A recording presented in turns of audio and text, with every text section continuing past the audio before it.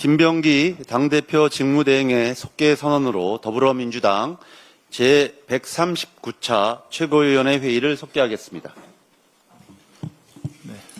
제139차 최고위원회의를 속개합니다. 그럼 먼저 김병기 당대표 직무대행의 모두 발언이 있겠습니다. 적반하장도 유분수입니다. 세수 파탄의 주범 국민의힘은 제발 자숙하기 바랍니다. 국민의힘은 조세 정상화를 반기업 정책이라고 비난합니다. 그렇게 비난할 자격이 있는지 되묻고 싶습니다. 국민의힘은 국가재정위기, 세수 파탄의 주범입니다. 윤석열 정부가 남긴 천문학적인 빚과 이자를 어떻게 책임지실 겁니까? 그 빚과 이자를 우리 국민과 기업들이 낸 소중한 세금으로 겨우 감당하고 있는 실정입니다. 세수 파탄은 민생경제 회복에 큰 걸림돌이 되고 있습니다. 2024년 정부가 한국은행에 지급한 이자만 2천억이 넘습니다. 2025년 저신용 소상공인 대환대출 지원 예산이 2천억 원입니다. 민생경제 회복에 쓰일 재정이 은행 이자로 나가는 현실이 정말 안타깝습니다. 그럼에도 불구하고 국민의힘은 일말의 반성도 없이 이재명 정부만 탓하고 있습니다. 해결책도 제시하지 못하면서 무조건 반대만 외치고 있습니다. 민주당은 윤석열과 국민의힘이 망쳐놓은 조세의 기틀을 다시 바로 세우겠습니다. 조속히 원상복구시키겠습니다. 조세 정상화를 이루겠습니다. 정부와 혼연일체가 되어서 재정위기, 세수 파탄 사태를 빠르게 극복하고 민생경제 회복과 성장의 길을 열겠습니다. 불법 공천 개입과 반헌법적 정교 유착, 국민의힘이 사는 길은 특검 수사에 협조하는 길뿐입니다. 윤상현 의원이 윤석열의 공천 개입을 실토했습니다. 그런 일이 없다며 국민을 기만하더니 특검의 소환조사 하루 만에 사실을 털어놓았습니다. 그럼에도 불구하고 국민의힘은 특검 수사를 정치 탄압이라고 우기고 있습니다. 궁색하기 그지없습니다. 망신을 자초하고 있습니다. 불법 공천 개입 사건은 신천지 등 일부 종교단체들과의 반헌법적 유착관계가 그 원인입니다. 윤석열과 김건희는 이들의 지원을 받아 국민의힘을 쉽게 장악했고 꺼리낌 없이 공천 개입 같은 불법 전횡을 일삼았습니다. 민주당은 지난 4월에 윤석열과 신천지 이만희 교주 등을 공직선거법과 정당법 위반 혐의로 경찰에 고발한 바 있습니다. 그렇지만 경찰 수사는 정말 지지부진합니다. 이제 특검의 시간입니다. 철저한 수사로 윤석열과 김건희가 저지른 민주주의 파괴, 부정부패, 국정농단의 진상을 낱낱이 파헤쳐 주시기 바랍니다. 국민의힘은 이제라도 특검 수사에 성실하게 협조하십시오. 그리고 윤석열과 김건희가 맺어놓은 부정과 불법의 유착관계를 끊어내십시오. 그것만이 국민의힘이 살 길일 것입니다. 4월 뒤면 더불어민주당의 새로운 당대표가 선출됩니다. 8월 2일입니다. 당원대회 과정을 되돌아보면 민주당은 역시 민주당다웠습니다. 후보님들과 당원들께서 이재명 정부의 성공을 위해 헌신하시겠다고 다짐하셨습니다. 완전한 내란 종식과 민생경제 회복에 힘과 지혜를 모아주셨습니다. 무엇보다 국민 속에서 더 크게 하나가 되고 있습니다. 전례 없는 폭우로 인한 긴급재난 상황에서는 모두 함께 전국의 피해 복구 현장으로 달려갔습니다. 모든 후보님들과 당원 동지들께 당대표 직무대행으로서 깊이 감사드립니다. 마지막까지 당원 동지들과 국민 여러분의 적극적인 참여를 부탁드립니다. 민주당은 새로운 당대표와 지도부를 중심으로 이재명 정부의 성공과 더 나은 국민의 삶을 든든하게 뒷받침하겠습니다. 이상입니다. 이어서 전현희 최고위원의 발언이 있겠습니다. 윤석열 정권과 현대건설의 제2의 양평고속도로 국정농단 의혹을 철저하게 수사해야 합니다. 325만 부산 시민의 수건 사업인 가덕도 신공항 건설이 자초될 위기에 처했습니다. 문제의 중심에는 현대건설이 있습니다. 새 정부 출범 이후에 현대건설의 가덕도 신공항 사업 포기는 대통령실 관저공사 뇌물 제공과 가덕 신공항 사업 특혜 수주 의혹의 연결고리를 겨냥한 김건희 특검 수사 회피용은 아닌지 짙은 의구심을 지울 수 없습니다. 이재명 대통령께서 말씀하셨듯이 가덕도 국가 사업은 안 되면 양평고속도로처럼 안 해버릴 수 있는 그런 사업이 아닙니다. 민중기 특검은 정치 권력과 민간 기업의 비리 커넥션 의혹을 낱낱이 파헤쳐 주십시오. 그것이 가덕 신공항 사업 정상화의 지름길입니다. 하나오션의 하청 노동조합 파업 470억 손해배상 청구 취하 결정을 환영합니다. 그동안 노조와 시민사회, 정치권의 노력에 응답한 사측의 결정에 감사드립니다. 하나오션과 금속노조, 조선하청지회의 파업 손배 합의는 노란봉투법에 대한 근거 없는 우려를 불식시키는 전환점이 될 것입니다. 올해가 산재 사망 근절의 원년이 되어야 한다는 대통령의 의지에 민주당은 확실하게 응답하겠습니다. 노동과 기업 모두를 살리는 노란봉투법을 8월 안에 반드시 통과시키겠습니다. 나를 품어야 당대표가 된다라는 전환길의 공언이 사실이 되고 있습니다. 너도 나도 전환길의 입당을 환영하고 전환길의 유튜브 출연은 차기 국힘 당권 주자들의 통과 의례가 되었습니다. 사실상 전환길이 국힘의 최고 실세 상황이었음이 확인된 것입니다. 신천지 통일교 등 종교 집단과 친윤 시즌2를 꿈꾸는 친길에 잠식된 국힘은 이미 회생 불가 수준입니다. 송은석 비대위원장은 극우 사이비 정당 오명을 벗고 싶다면 지금이라도 전환기를 출당 조치하십시오. 특검은 성역 없는 수사로 극우 사이비 종교가 국힘 대선 개입의 진상을 철저히 밝혀야 할 것입니다. 계엄에는 찬성하지 않지만 탄핵 반대가 잘못됐다고 생각하지 않는다는 나경원 의원의 망언은 고장난 국힘의 시계가 여전히 12월 3일 계엄 당일에 멈춰 있다는 사실을 방증합니다. 음주운전은 찬성하지는 않지만 음주운전자 처벌은 반대한다는 것과 도대체 무엇이 다릅니까? 내란의 강을 건너기는커녕 야영을 즐기고 있는 정당에게 무슨 혁신을 기대할 수 있습니까? 국민의 명령인 내란 종식에 맞서서 끝까지 내란을 옹호하는 정당이 마주할 것은 위헌정당 해산 심판뿐임을 명심하십시오. 건강을 구실로 재판과 특검 조사에 노쇼한 윤석열이 법원의 내란 피해 손해배상 결정에 항소했습니다. 실패한 내란에 이은 제2의 대국민 선점 포고입니다. 국민을 대적하는 자에게는 본때를 보여줘야 합니다. 내란 수괴를 상대로 한 범국민 내란 피해 손해배상 소송 운동을 제안합니다. 이보다 더 확실한 내란 재발 방지책은 없을 것입니다. 김백 YTN 사장의 사임은 YTN 정상화의 첫걸음입니다. 김건희 특검은 통일교, 건진, 김건희, 이철규, 사각범죄 카르텔, YTN 불법 매각 의혹을 철저히 수사해야 합니다.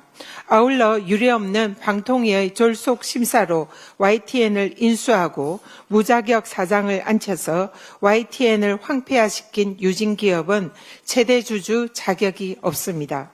유진그룹은 사장 선임 등 YTN 방송 관련 일체의 업무에 손을 떼야 할 것입니다. 이상입니다. 다음으로 한준호 최고위원의 발언이 있겠습니다. 네, 김건희 특검은 오늘 윤석열을 다시 소환합니다. 어제 첫 소환이 있었는데 출석을 하지 않았고 그래서 오늘 재차 불러드린 것입니다.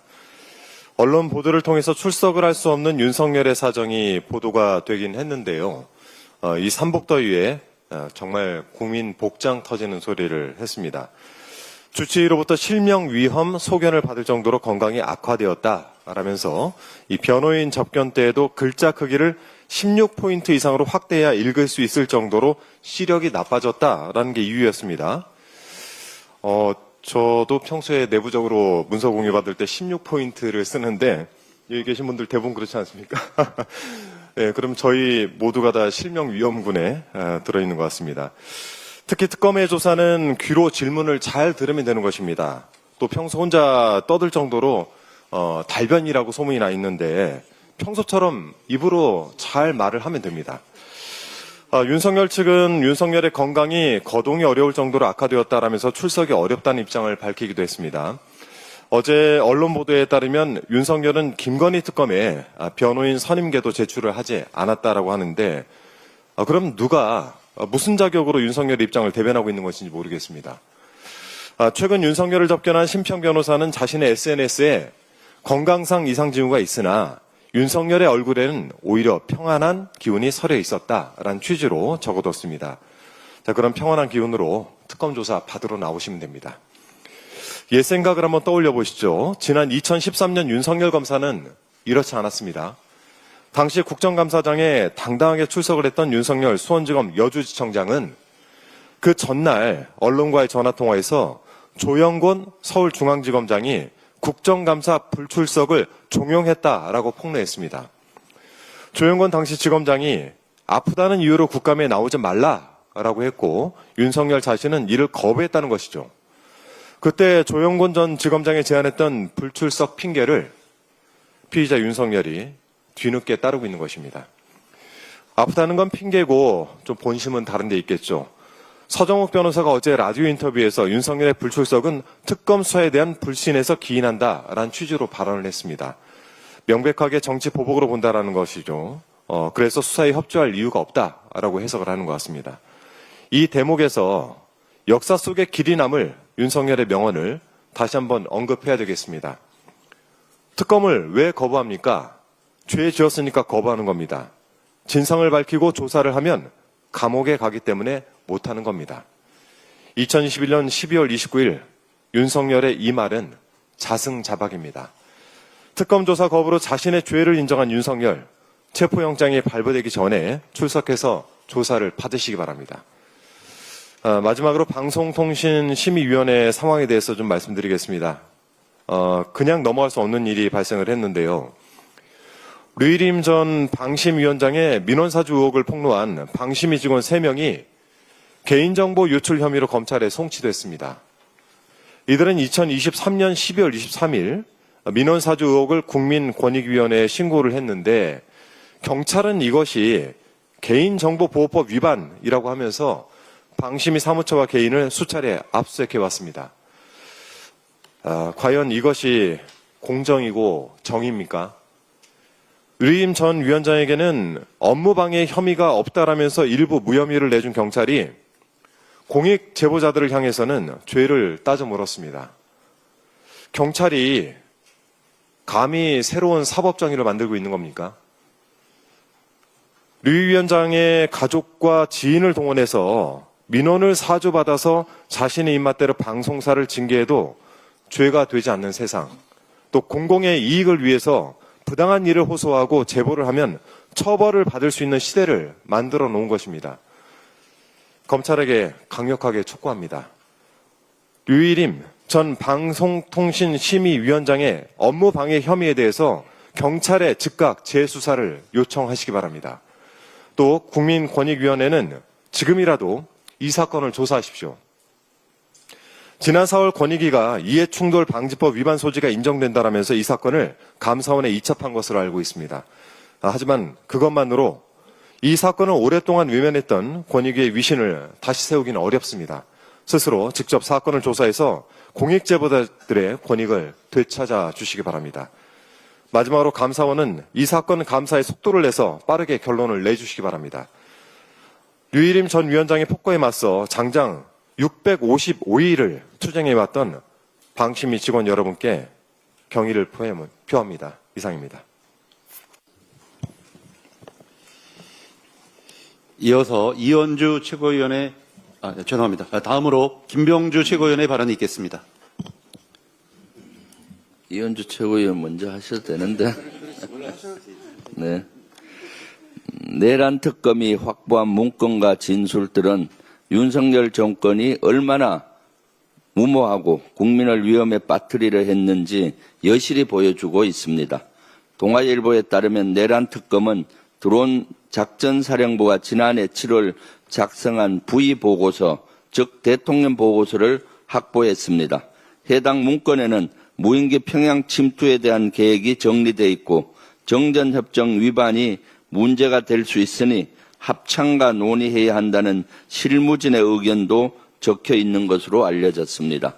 이는 부의의 지시는 없었고 정상적인 작전이었다는 애초 김용대 드론사령관 측 주장을 뒤집은 핵심 증거입니다.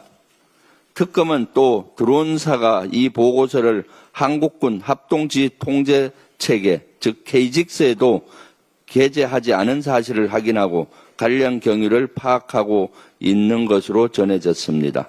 통상적으로 합동참모본부의 지휘를 받는 군사작전은 한국군 합동지휘 통제체계에 등록해야 합니다. 그런데 이를 이행하지 않는다는 것은 드론사가 작전을 은폐하기 위해 고의로 빠뜨렸다고 의심할 수밖에 없는 대목입니다.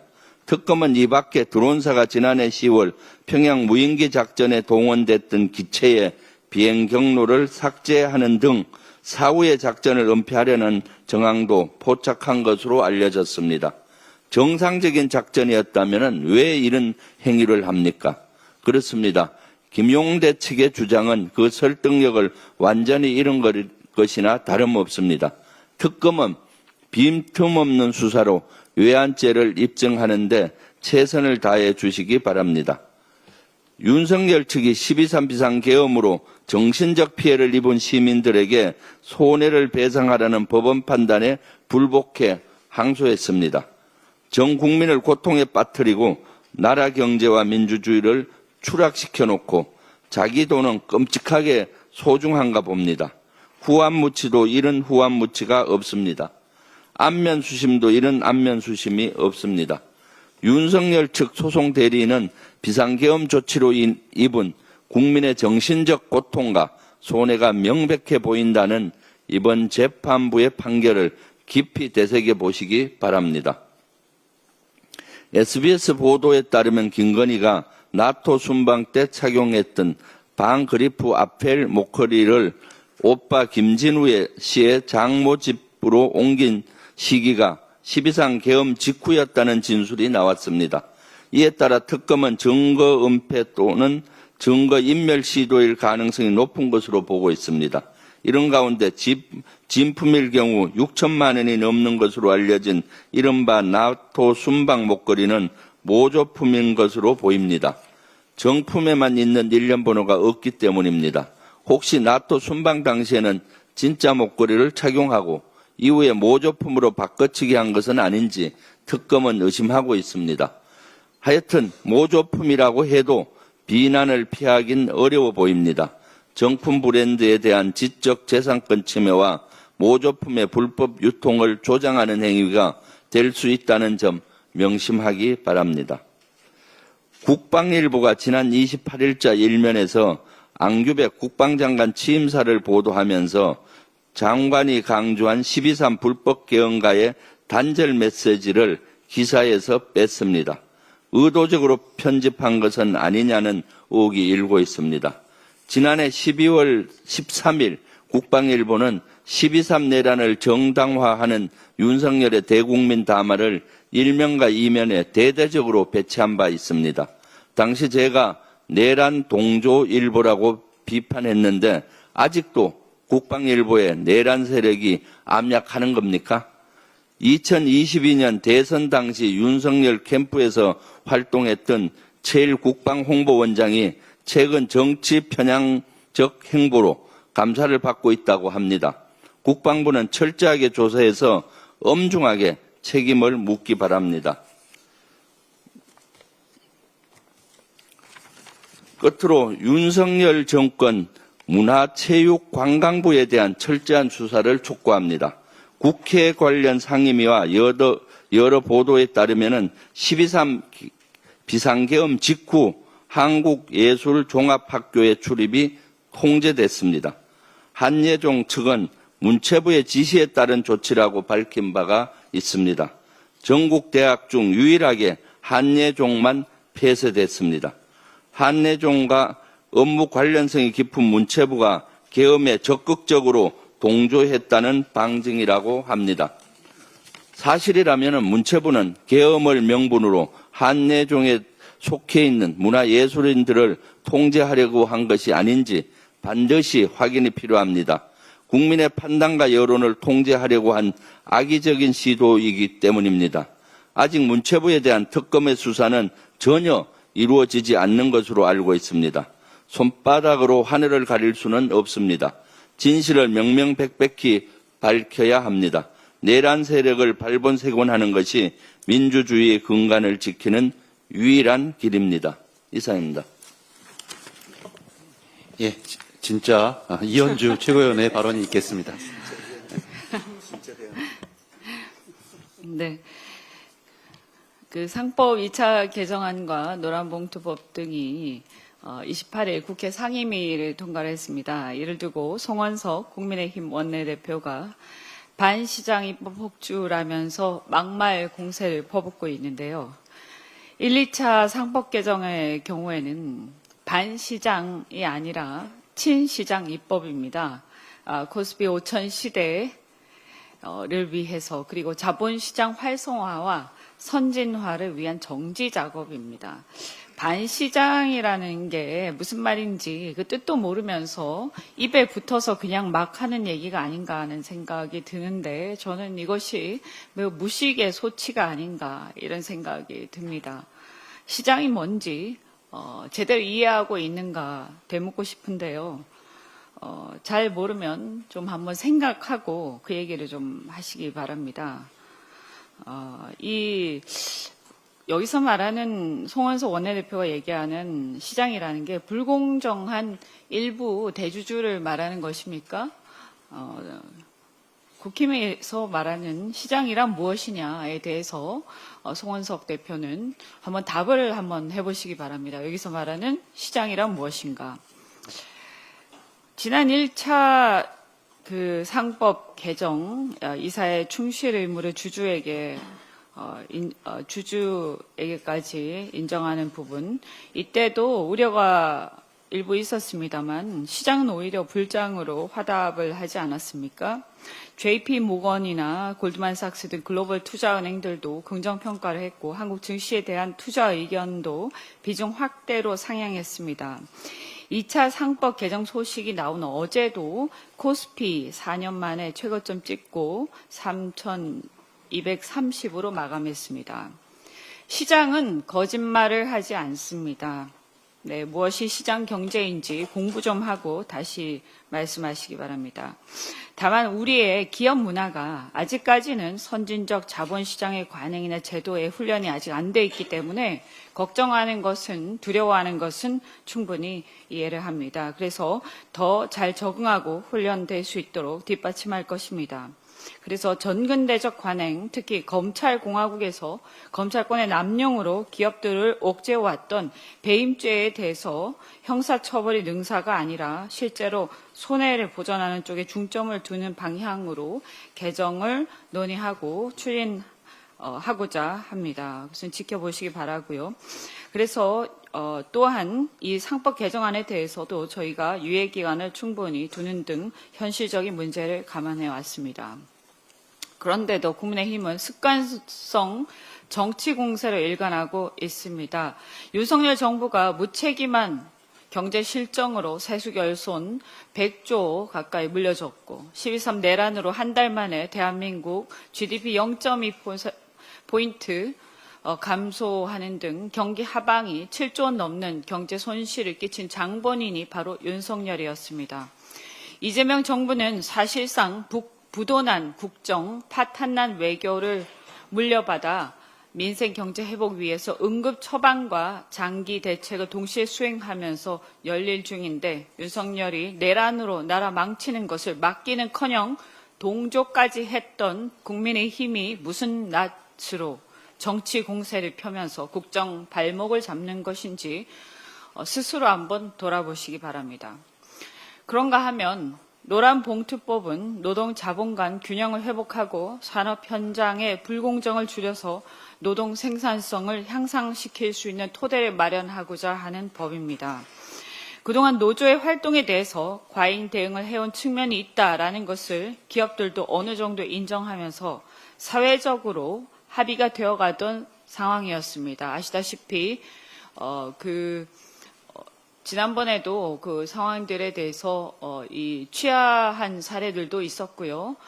사회적으로 이렇게 뭔가 화해를 해가던 상황이었는데 여기서 뜬금없이 무슨 또 정치 공세를 계속하고 있는 국민의힘은 시대착오적 정당이 되어가는 것 같습니다. 물론 불법 점거 등 노조의 과도한 행위까지 무작위로 허용되어서는 안 된다라는 문제 제기들이 있었고 거기에 대해서 그동안 논의가 충분히 숙성되어 왔기 때문에 반영된 부분이 분명히 있었습니다. 국민의힘은 그 논의를 잘 모르는 모양입니다. 그래서 송원석 원내대표 다시 말씀드립니다. 그동안 논의가 어떻게 진행되어 왔는지 공부를 좀 다시 하시고 말씀하시기 바랍니다. 또한 6개월의 유예기간이 있기 때문에 또 현장에서 충분히 조율해 나갈 수 있을 것이라고 생각하고요. 역시 불법적인 파업에 대해서까지 옹호하는 것은 아닙니다. 그동안 문제가 되어 왔던 사용자 쪽에 보복성 손해배상 소송 청구 등을 명시적으로 금지하는 등 불공정을 바로잡자라는 취지니까 계속 강조하지만 공부를 좀 하시기 바랍니다. 또 한편 최근에 그 배당 소득 분리 과세, 주식 양도세 등 조세 관련해서 당정 협의 진행되고 있는 중인데요. 이 배당 소득 분리 과세는 이재명 대통령의 대선 공약이었고 취임 이후에도 수차례 강조해 왔습니다. 현재 모 증권사 보고서를 인용을 하자면 한국 기업들의 5년 평균 배당 성향은 28% 정도 되고요. 글로벌 평균 대비해서 매우 낮은 수준입니다. 미국은 32.8%, 일본은 37.2% 정도 됩니다. 배당 소득 분리 과세는 자본 조달을 용이하게 해서 자본시장의 선진화는 물론이고 상장 회사에 도움이 될 것으로 생각합니다. 이번 정기국회에서 반드시 도입되도록 힘쓰겠습니다. 특히 배당 소득 분리 과세는 향후 배당 유도의 목적에 부합하게 세율을 정할 때 적극적으로 할 필요가 있다 이렇게 생각되고 정부에서도 그 점을 꼭 유념해서 대통령의 그 선거 때의 그런 취지에 부합되도록 할 필요가 있다라는 것을 요청을 드립니다. 그리고 또 주식 양도세 과세 대상인 대주주 기준 변경과 관련해서 저는 뭐 아직 확정된 것은 아닙니다만 이 점에 대해서는 좀 신중할 것을 주문드립니다. 개인적으로 대주주 기준을 현행 50억 원에서 10억 원으로 낮추는 것은 과연 이것이 대주주의 기준에 맞는지 그리고 증시 부양과 자본시장, 그러니까 부동산에 잠겨있는 자본들을 자본시장으로 이렇게 유도해서 자본시장 활성화하자라는 이재명 정부의 정책 기조와 맞는지 그리고 또 세수 효과도 미미한데 이것이 과연 이렇게 하는 것이 효과가 있는지 또 세수 효과보다는 이것은 이 제도들은 재반 제도들은 자본시장 활성화라는 그 효과에 좀 더 집중해야 되는 것 아닌지 여러 가지 고려할 필요가 있다라고 말씀드리고요. 자칫하면 또 양도세를 피하기 위해서 연말에 매도하고 연초에 다시 매수하는 불필요한 흐름이 발생할 수 있어서 증시 활성화 동력이 약화될 수 있다라고 말씀드립니다. 개인적으로는 시장에 즉각적으로 큰 영향을 미치는 세제 개편에 좀 더 우리가 고민이 필요하다. 그래서 당의 조세 개편 논의 시에 잘 살펴봐야 하겠다라는 생각을 해봅니다. 어쨌든 지금 정부가 미국 이것뿐만이 아니라 여러 가지로 굉장히 할 일이 많은데 정부의 발목을 잡지 않도록 국민의힘은 협조를 부탁드립니다. 특히 지금 미국 상호관세 발효 전에 최종 협상을 위한 총력 대응 중입니다. 미국의 농축산물 시장 개방 요구에 양보폭을 최소화하기 위해서 노력하고 있고요. 미국 조선업 부활 패키지 프로젝트 마스가를 미국 측에 전달하고 제안한 상황입니다. 이와 관련해서 당과 국회도 총력을 다해서 협조를 하겠습니다. 우선 현재 정무위에 상정 중인 온필법과 관련해서도 미국 정부와 의회에서 연일 통상협상과 연계해서 압박 수위 높이는 중인데 우리 국회도 이런 점을 잘 알고 있습니다.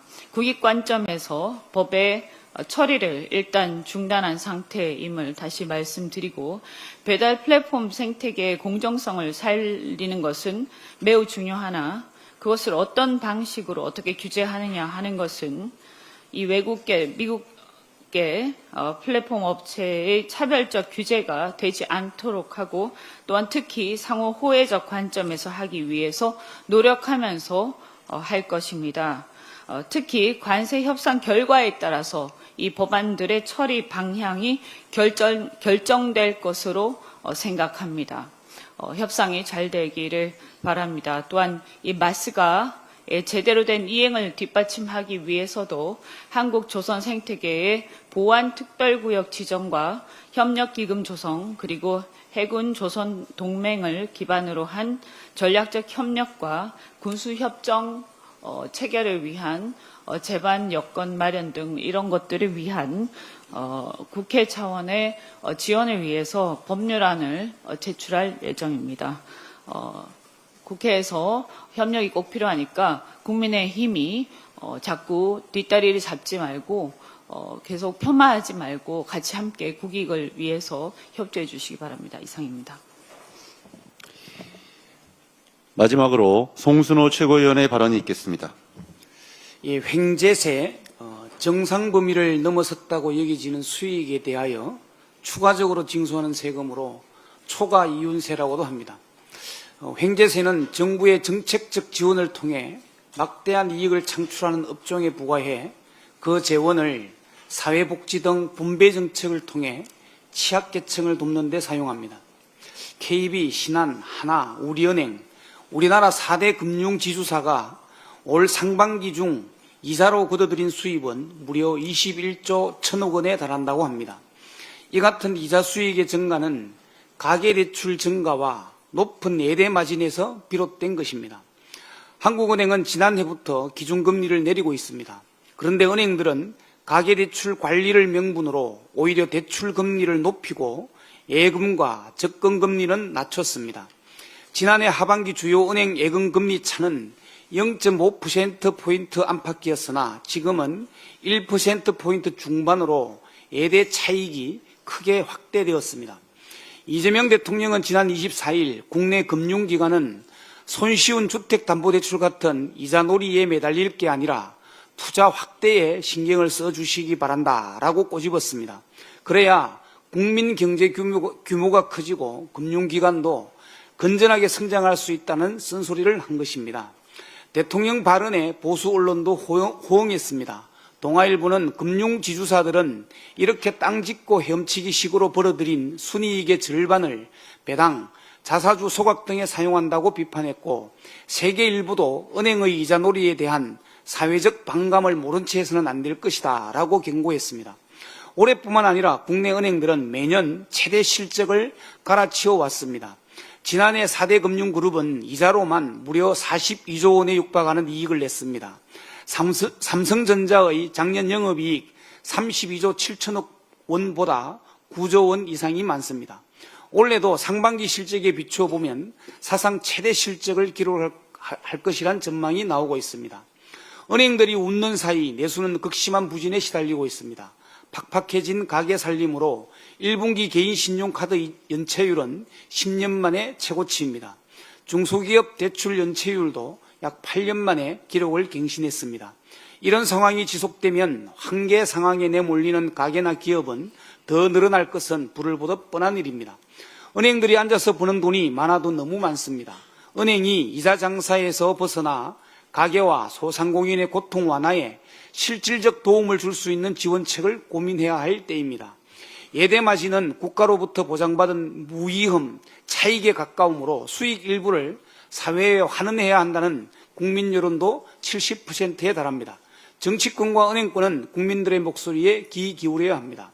2023년 민주당은 이재명 대표 시절 금융회사가 고금리덕에 벌어들인 초과 이익 일부를 부담금 형태로 환수하는 횡재세 법안을 발의한 바 있습니다.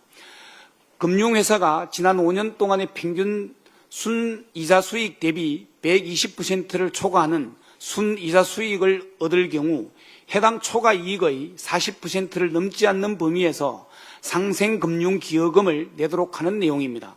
당시 이재명 대표는 유가 상승과 고금리 때문에 정유사와 은행들이 사상 최고 수익을 거두고 있다. 정유사는 전년 대비 영업이익이 무려 87.3% 상승했고 은행은 올해 60조 원을 초과할 것이다라며 횡재세 도입으로 만들어진 재원으로 고금리에 고통받는 국민의 삶을 개선해야 한다고 밝혔습니다.